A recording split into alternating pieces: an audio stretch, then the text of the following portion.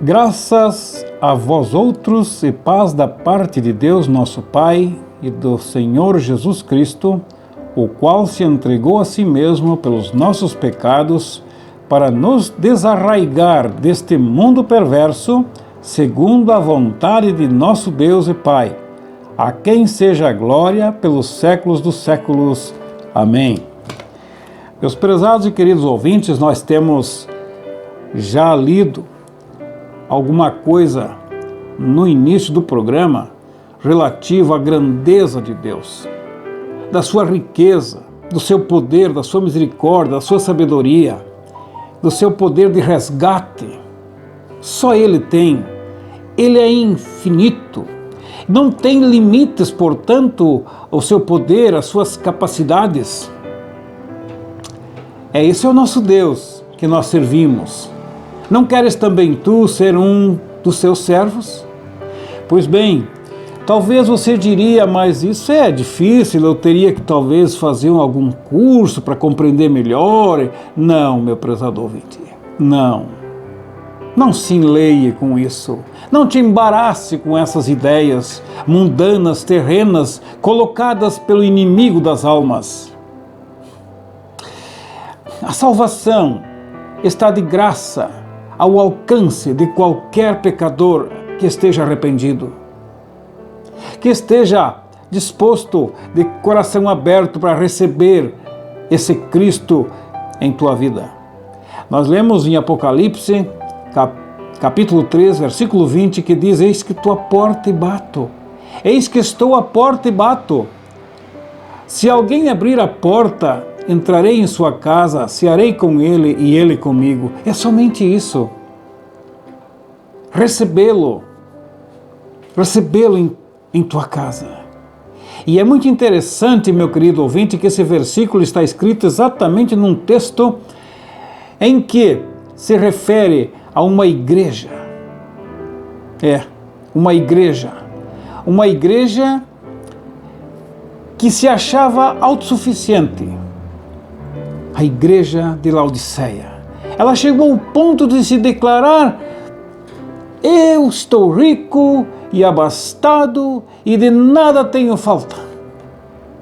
Portanto, ela olhava para dentro de si, provavelmente, eu acredito, que sejam talvez ali representados tal de usos e costumes, os tal de leis internas, estatutos de algumas igrejas, do sistema atual, do sistema atual religioso de hoje.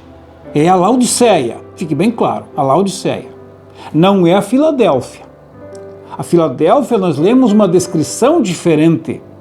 Uma descrição que diz: sei que tu és pobre, mas tu és rico. E porque não negaste o meu nome, mas guardaste a palavra da minha perseverança, que segundo eu estou informado, é o mesmo que dizer da minha constância, também eu te guardarei do dia da provação em que há de vir sobre todos os moradores da terra. Mas esta palavra não foi dita a Laodiceia, meu prezado e querido ouvinte, embora que ela tenha dito: eu sou rico e abastado e de nada tenho falta. Mas seguramente essa Laodiceia estará aqui no dia da provação que há de vir sobre toda a terra, todos os habitantes da terra. Laodiceia participará. Pelo menos é o que se conclui. Mas os filhos de Deus, aqueles verdadeiros, me refiro aos filhos de Deus, aqueles que o receberam em seu coração e em sua vida para praticarem aqui o seu mando, o seu mandar, que estão aqui a seu comando, que não fazem nada sem primeiro participar ao seu Senhor. Como fez Davi: subirei contra esse bando? Então ele fazia o seu pedido e Deus lhe dava a resposta. E assim é o mesmo andamento, nesse mesmo andar, os irmãos, os crentes, os membros da Filadélfia. Submissas ao seu Senhor, submisso ao seu Senhor, de acordo com a ordem do seu Senhor. Já não se vê isso na Laodiceia.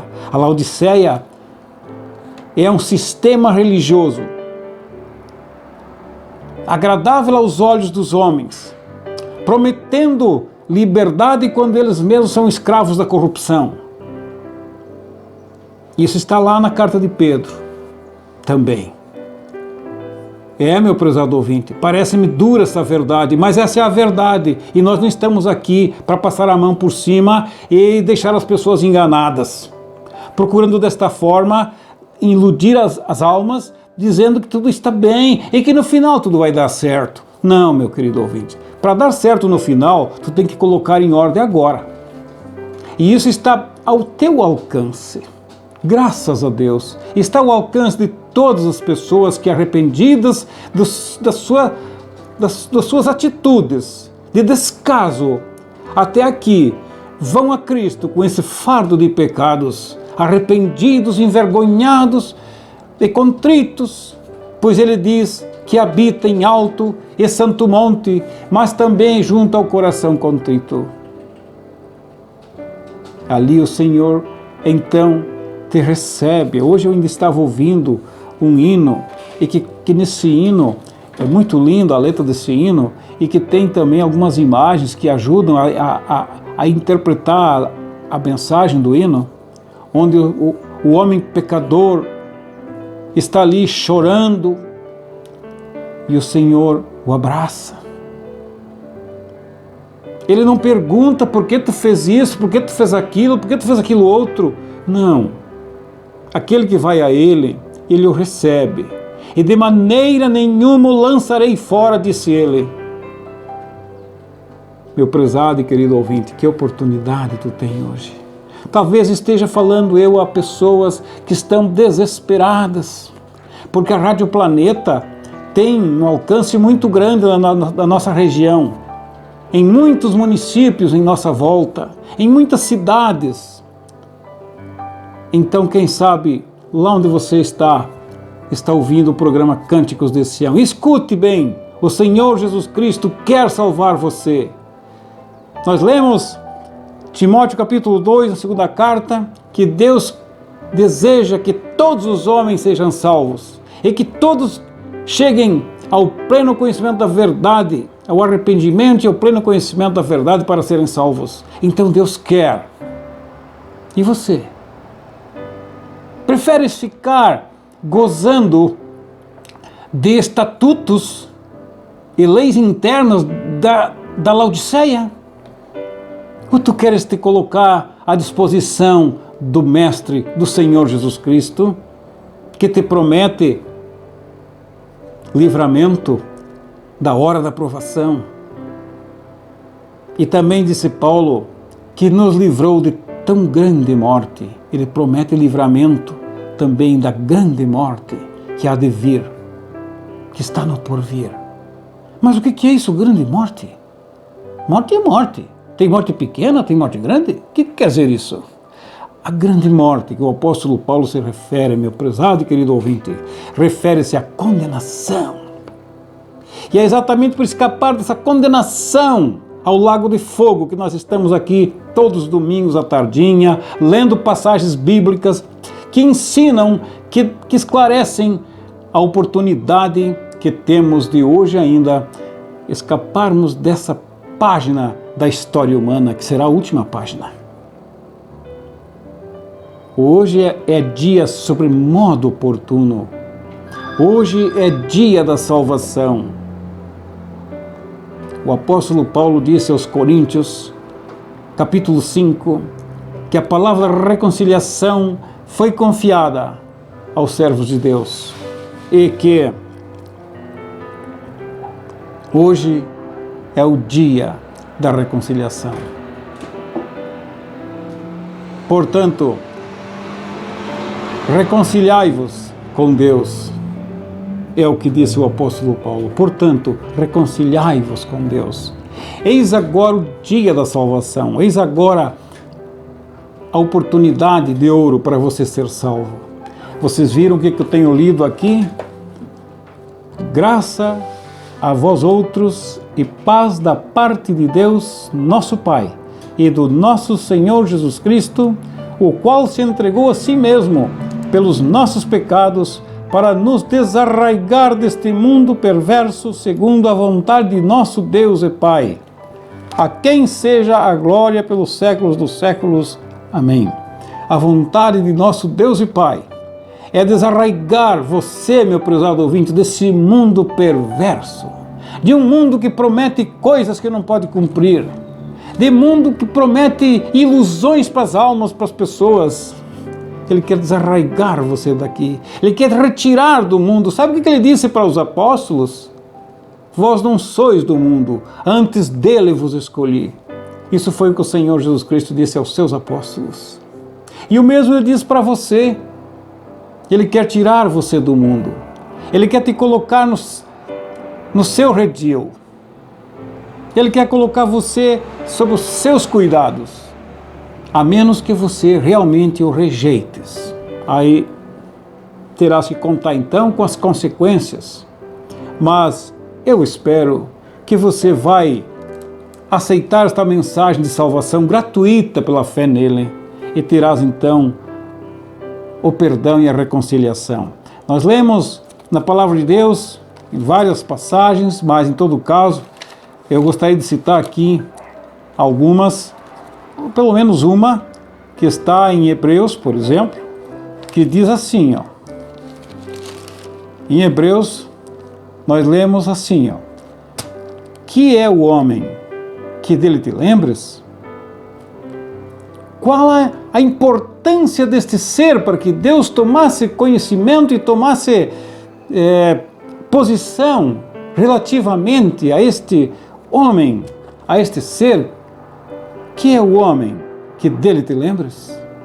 E o filho do homem que o visites?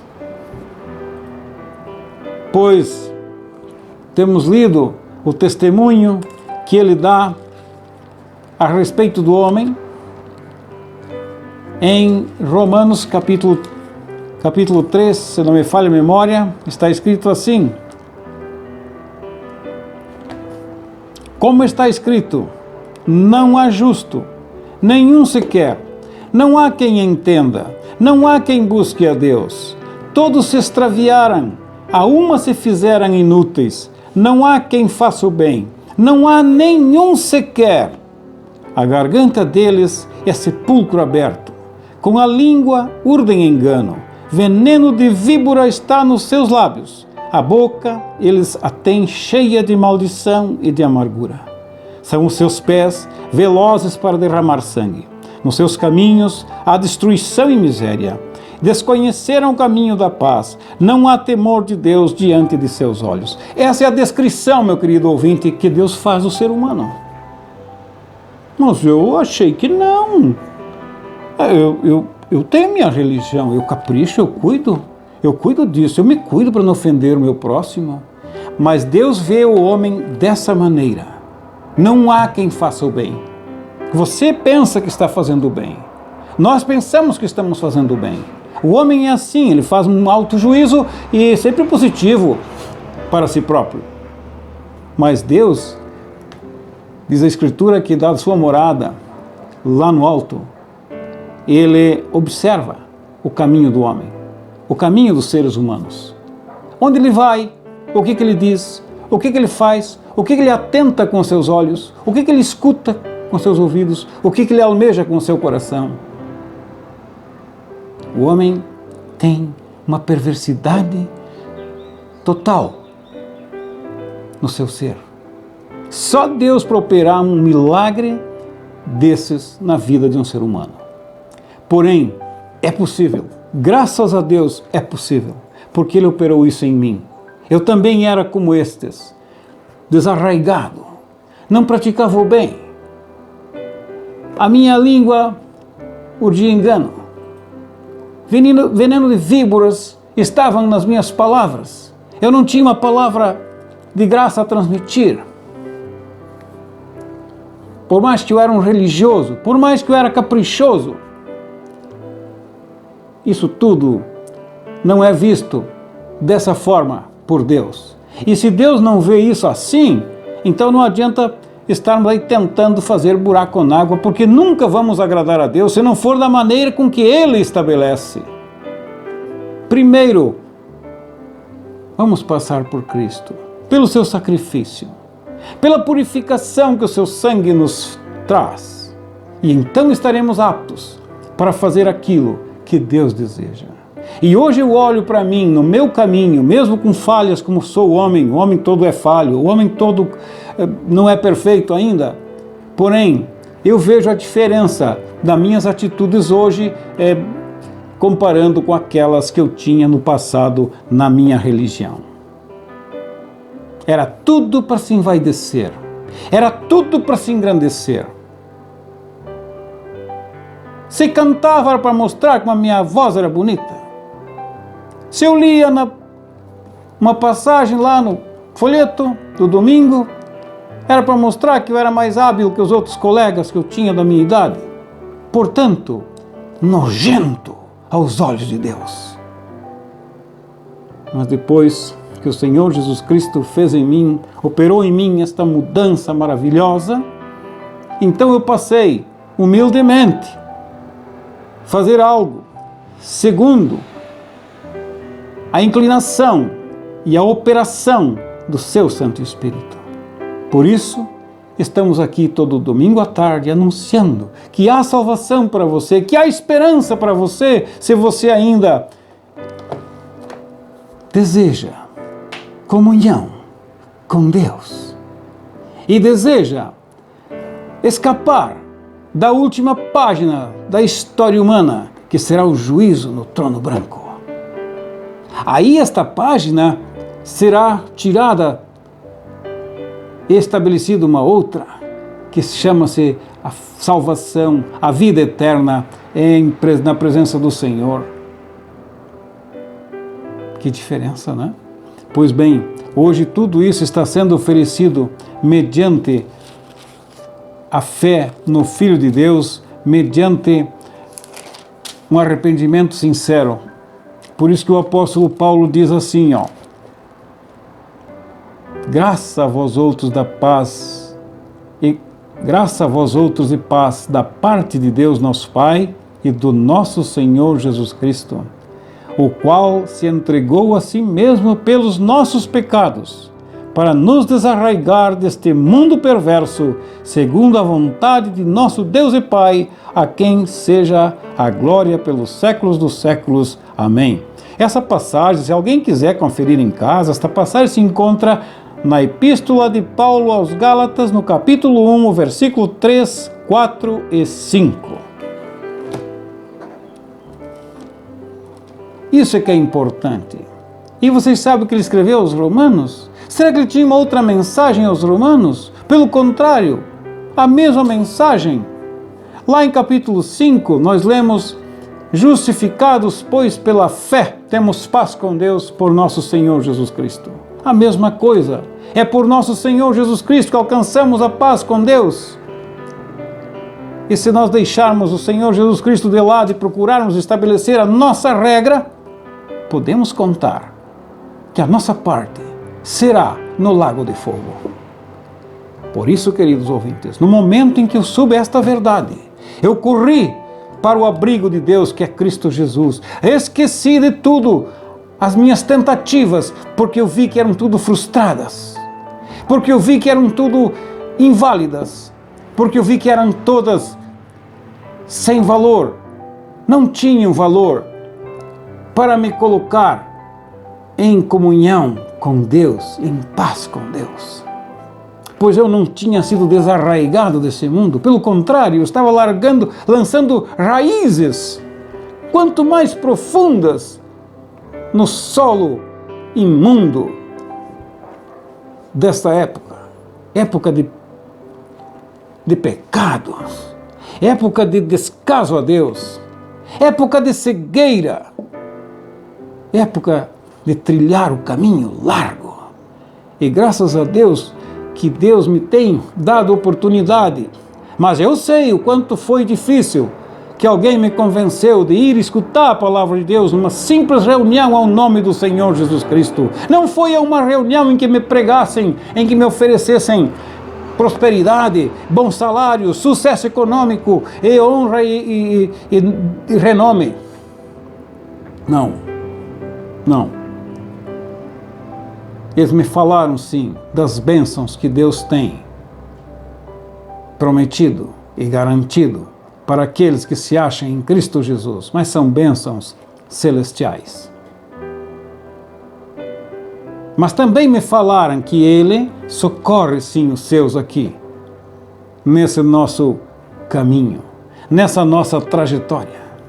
Eu gostaria de falar, quando estou nesses pensamentos, me vem muito à mente a trajetória do povo israelense quando foi libertado do Egito, e que por meio daquele terrível deserto, nos diz a palavra de Deus, eles tinham que armar as suas tendas e ficarem esperando até que, por mandado de Deus, a nuvem se movesse e andasse. Então eles também tinham que fazer logo com pressa, desmontar as suas tendas e carregá-las todas e conduzir e seguir a nuvem. Mas eles, segundo o salmista, Deus colocou sobre eles esta nuvem como toldo de proteção sobre o seu povo amado, que Ele resgatou de lá, da servidão, da escravidão do Egito, daquele faraó malvado, cruel. Então, libertados de lá, eles passaram pelo deserto. E nesse deserto, então, Ele pôs uma nuvem por toldo, nos diz a Bíblia Sagrada, e uma coluna de fogo para alumiar o seu caminho.